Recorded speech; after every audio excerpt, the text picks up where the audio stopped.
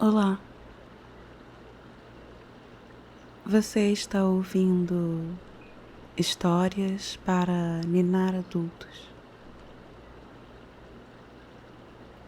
um podcast para te ajudar a dormir melhor. A história de hoje é chamada Relatividade Restrita e é uma história sobre a física de Albert Einstein, exercícios de pensamento, teoria científica, constantes universais e a velocidade da luz. Meu nome é Luísa Luze e eu vou contar uma história para te ninar. A história vai funcionar como uma área de chegada, um lugar suave para relaxar do dia. Eu enchi a história de detalhes agradáveis, curiosidades e impressões sobre o formato. Primeiro, algumas respirações profundas para acalmar o corpo. Depois, eu te conto a história, mesma história, 2 vezes. A segunda mais lenta, para acalmar a mente. E você pega no sono. Espere por episódios novos no início da semana. E dê uma olhada no nosso Apoia-se. Ou deixe um comentário se você gostar de alguma das histórias. Eu adoro ler os comentários. Obrigada a todos que deixaram lá uma mensagem.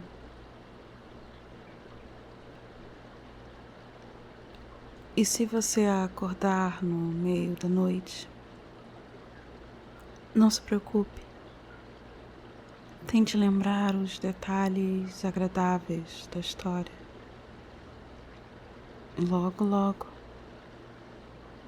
você volta a dormir. Bem, vamos lá. Apague a luz. Coloque um temporizador para parar a reprodução no fim do episódio. Procure a sua posição favorita de dormir. Ajuste seu travesseiro, sua coberta. Aconchegue-se. Vamos dedicar 1 minutinho para fazer respirações lentas pelo nariz. Segurar um pouco e depois, como num bocejo, deixe o ar sair pela boca, soprando sem força, mas com insistência.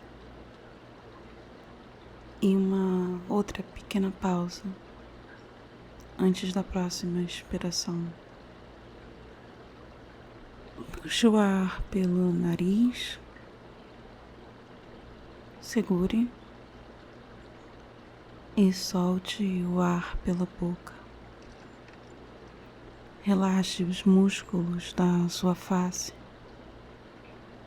do seu pescoço, seu colo. Puxe o ar pelo nariz, segure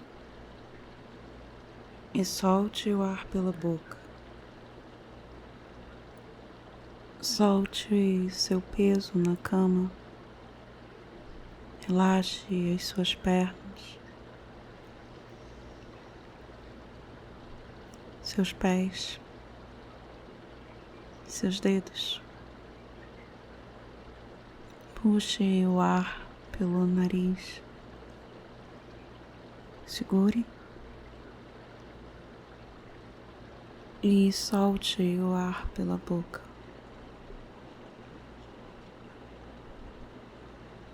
Continue respirando lentamente, no ritmo que for confortável para você.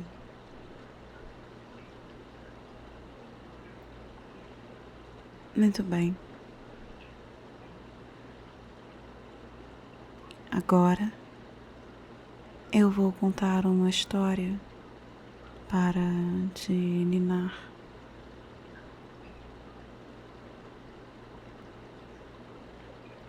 Relatividade restrita. A teoria da relatividade restrita foi desenvolvida por Albert Einstein, nas idas e vindas do escritório de patentes. Ele publicou em 1905.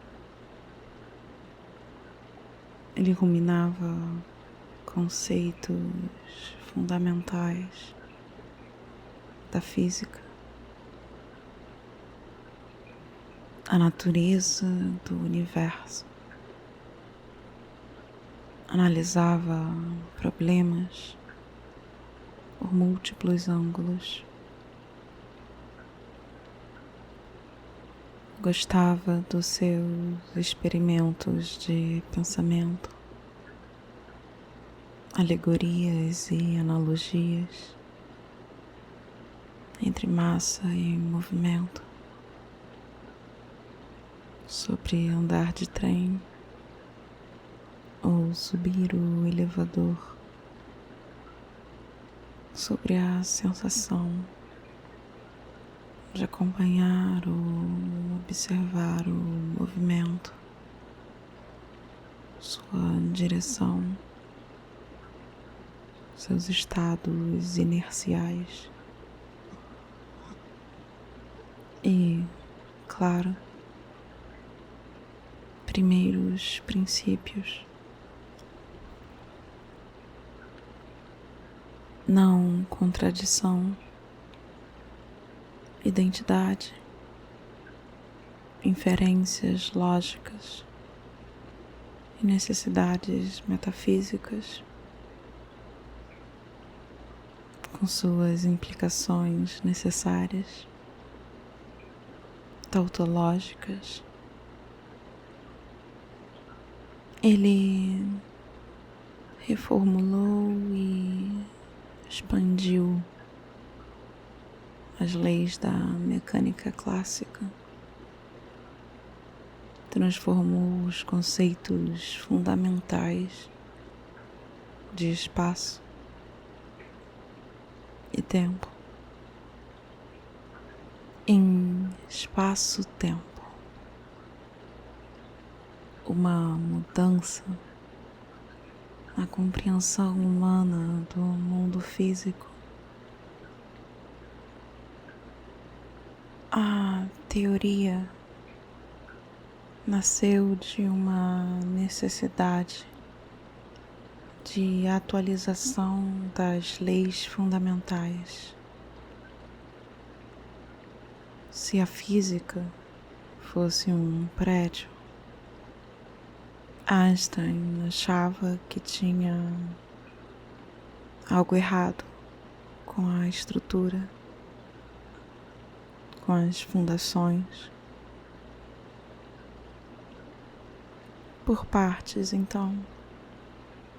A relatividade restrita se apoia em dois postulados: que as leis da física são invariantes em todos os sistemas referenciais inerciais e que a luz se propaga através do vácuo numa velocidade constante. C. O primeiro postulado dispensa a prioridade do observador e expande o princípio da relatividade de Galileu. O segundo postulado, sobre a invariância da velocidade da luz, dispensa e esvazia o éter luminescente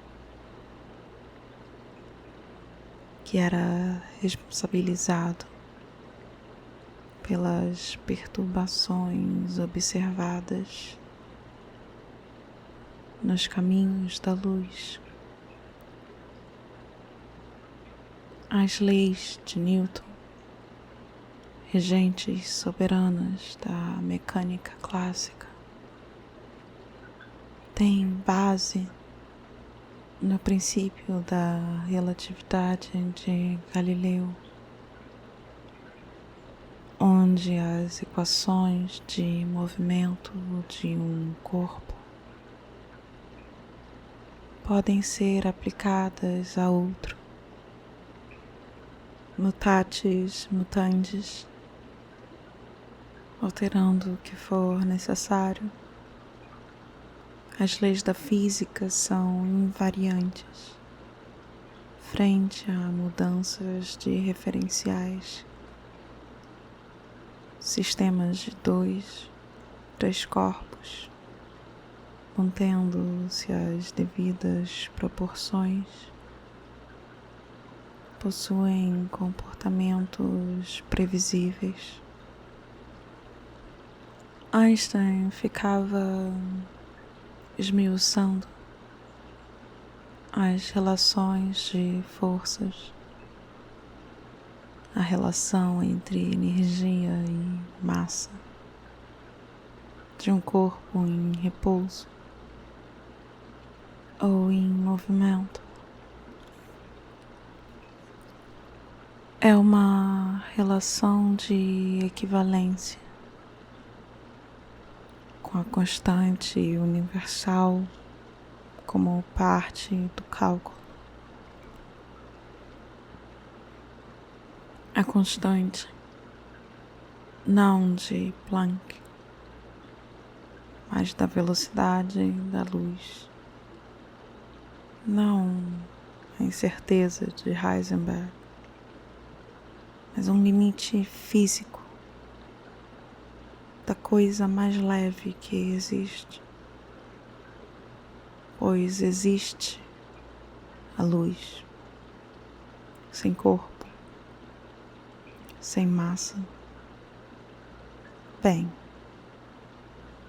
talvez um corpo, um fóton, talvez uma onda, um movimento, mas enfim, uma constante universal. Uma das coisas mais interessantes, eu acho, é que o pulo do gato foi que não existe, por assim dizer, algum ponto de vista privilegiado. Não existe um ponto de referência absoluto, um ponto de referência inercial privilegiado metafisicamente como mais real, por ser o do observador em questão, obliquamente respondendo à dúvida sobre sons de árvores caindo numa floresta sem testemunhas. Uma relatividade restrita, especial, que ignora a curvatura do espaço-tempo produzida pela ação da gravidade. A gravidade, essa força mensurável e incompreendida, medida como força, comportando-se como um campo, não é nenhum desses. É uma outra, terceira coisa. Observamos seus efeitos sem compreender seus motivos. Foi só uma década depois, em 1915, que veio a grande, a mais abrangente teoria da relatividade geral. História para outro dia. Das restrições da teoria da relatividade especial, ignorando a gravidade, temos esses postulados. E a partir daqui, mesmo sem as muitas idas e vindas ao escritório de patentes, é possível raciocinar uma nova interpretação dos movimentos dos corpos e da luz. Abandonar teorias inadequadas, como o éter luminescente, que encheria o vazio entre as estrelas. Uma representação do espaço como um meio eletricamente carregado para justificar os dados, justificar o mundo para o limite de nossa percepção. Seguindo racionalmente os passos dados por Einstein, as conclusões pareciam contraintuitivas. Contração espacial, dilatação do tempo, limites universais sobre velocidade, a equivalência entre massa e energia é igual a mc ao quadrado. Uma revolução no campo das ideias. Gosto especialmente dos experimentos de pensamento, um parque de diversões da imaginação. E se minha maçã cair dentro do trem em movimento? Cairá nos meus pés? E se minha maçã cair para fora do trem em movimento? Se eu estiver olhando de fora, em que sentido a inércia prevalece?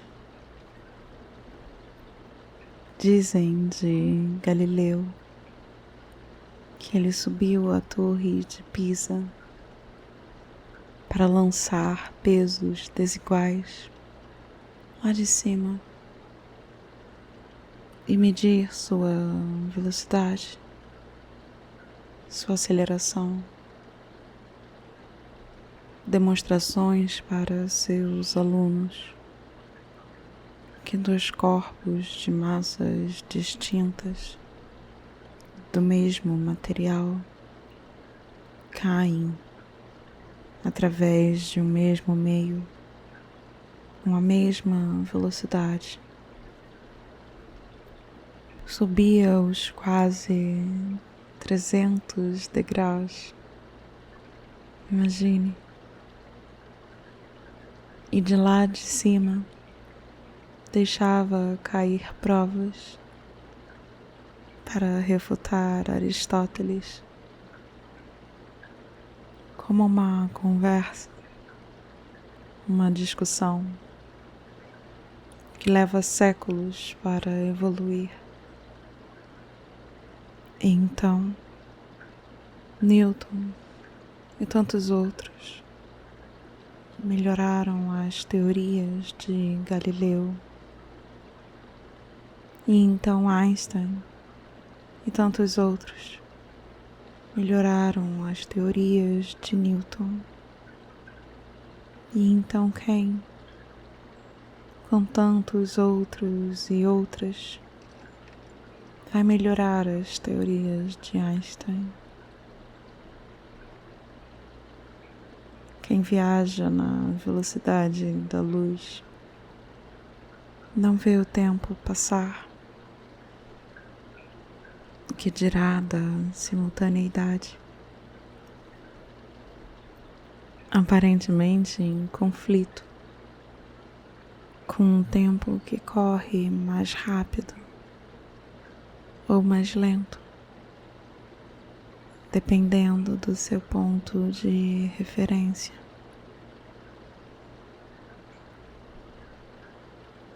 Relatividade restrita.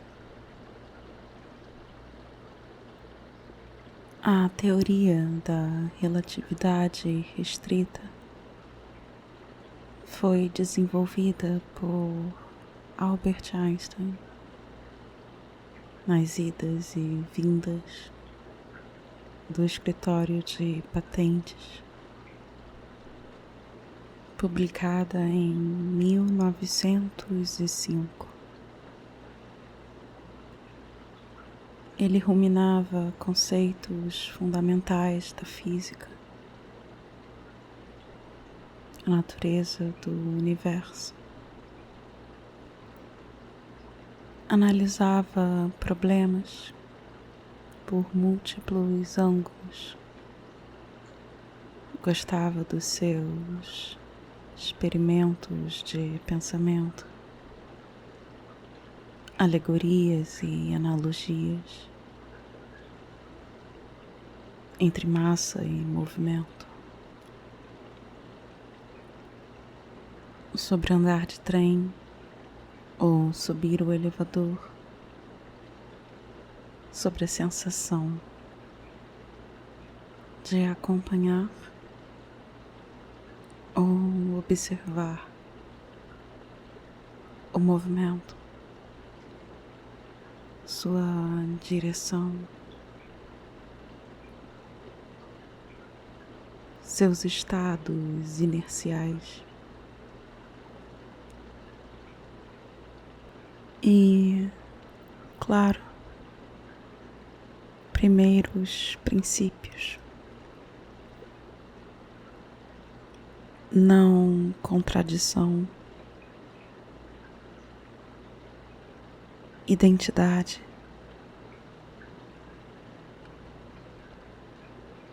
inferências lógicas e necessidades metafísicas. com suas implicações necessárias, tautológicas. Ele reformulou e expandiu as leis da mecânica clássica, transformou os conceitos fundamentais de espaço e tempo em espaço-tempo.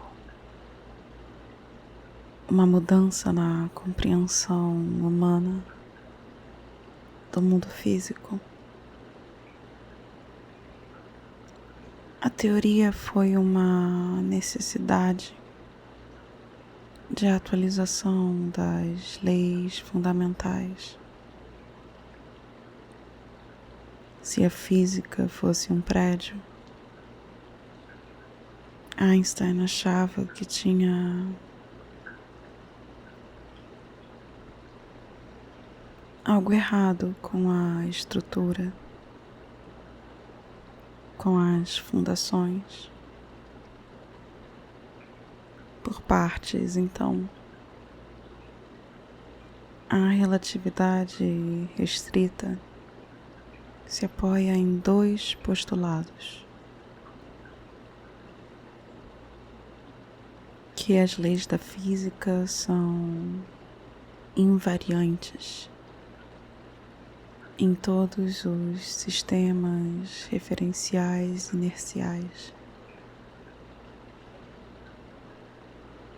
e que a luz se propaga através do vácuo numa velocidade constante,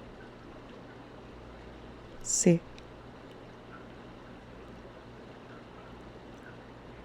O primeiro postulado dispensa a prioridade do observador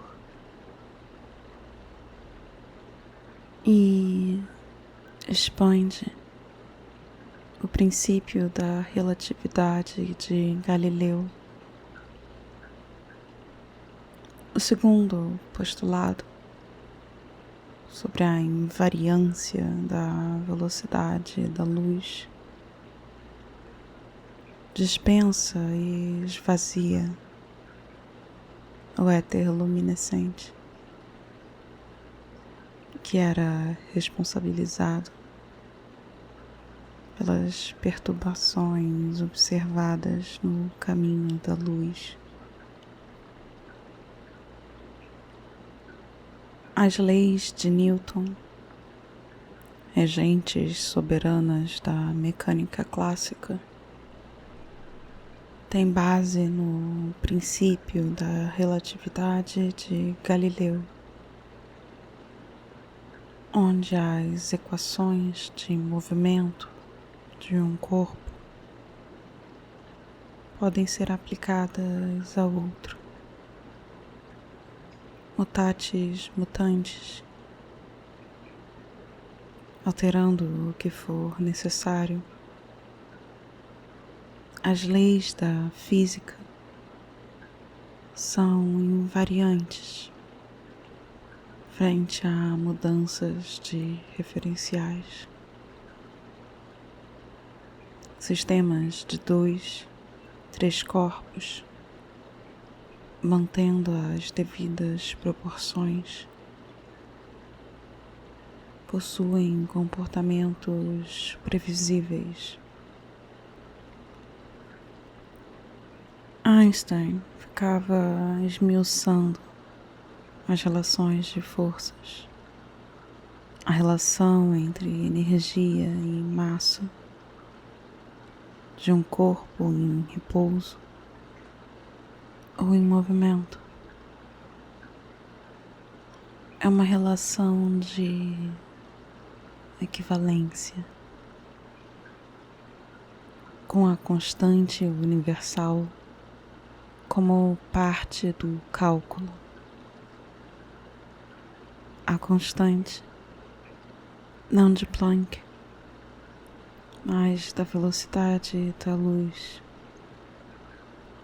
não a incerteza de Heisenberg, mas um limite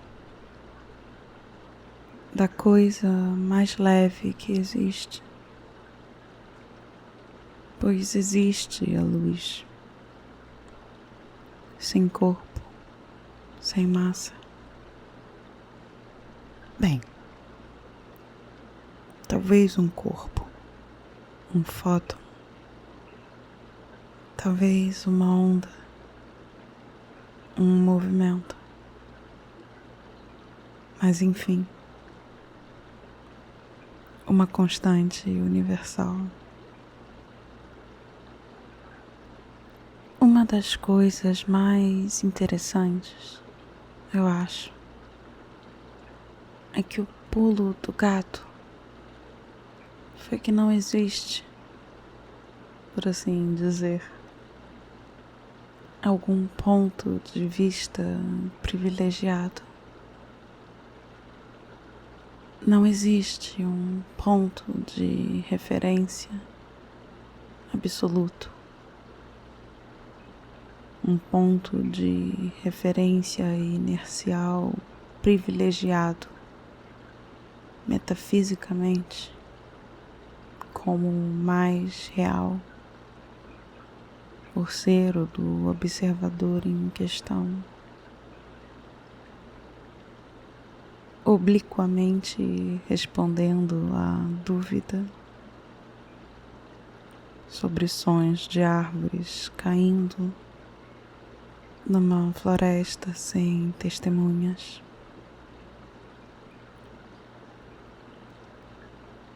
Uma relatividade restrita, especial, que ignora a curvatura do espaço-tempo produzida pela ação da gravidade. A gravidade, essa força mensurável e incompreendida, medida como força, comportando-se como um campo, não é nenhum desses. É alguma outra terceira coisa.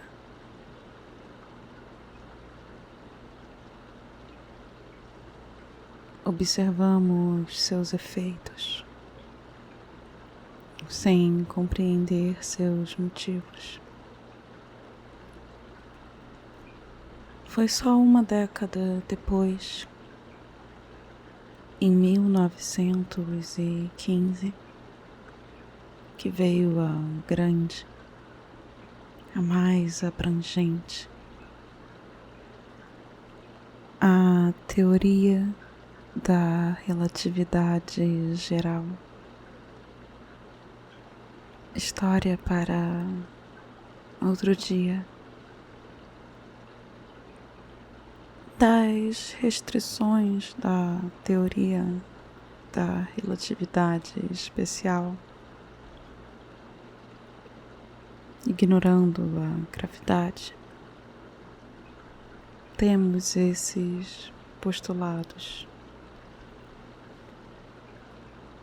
E a partir daqui, mesmo sem as muitas idas e vindas ao escritório de patentes, é possível raciocinar uma nova interpretação dos movimentos dos corpos e da luz. Abandonar teorias inadequadas, como o éter luminescente, que encheria o vazio entre as estrelas. Uma representação do espaço como um meio eletricamente carregado para justificar os dados, justificar o mundo, para o limite de nossa percepção, seguindo racionalmente os passos dados por Einstein. As conclusões pareciam contraintuitivas. Contração espacial, dilatação do tempo, limites universais sobre velocidade, a equivalência entre massa e energia é igual a mc ao quadrado. Uma revolução no campo das ideias. Gosto dos experimentos de pensamento, um parque de diversões da imaginação. E se minha maçã cair dentro do trem em movimento, cairá nos meus pés? E se minha maçã cair para fora do trem em movimento? Se eu estiver olhando de fora, em que sentido a inércia prevalece? Dizem que Galileu subiu a Torre de Pisa para lançar pesos desiguais lá de cima e medir suas velocidades, sua aceleração, demonstrações para seus alunos que dois corpos de massas distintas do mesmo material caem através de um mesmo meio, com a mesma velocidade. Imagine subir os quase 300 degraus e lá de cima deixar cair provas para refutar Aristóteles. Como uma conversa, uma discussão que leva séculos para evoluir.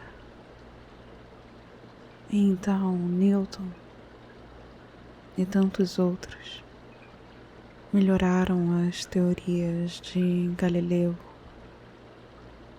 e Einstein e tantos outros melhoraram as teorias de Newton. E então, quem, com tantos outros e outras, vai melhorar as teorias de Einstein? Quem viaja na velocidade da luz não vê o tempo passar. Que dirá da simultaneidade, aparentemente em conflito com um tempo que corre mais rápido ou mais lento, dependendo do seu ponto de referência.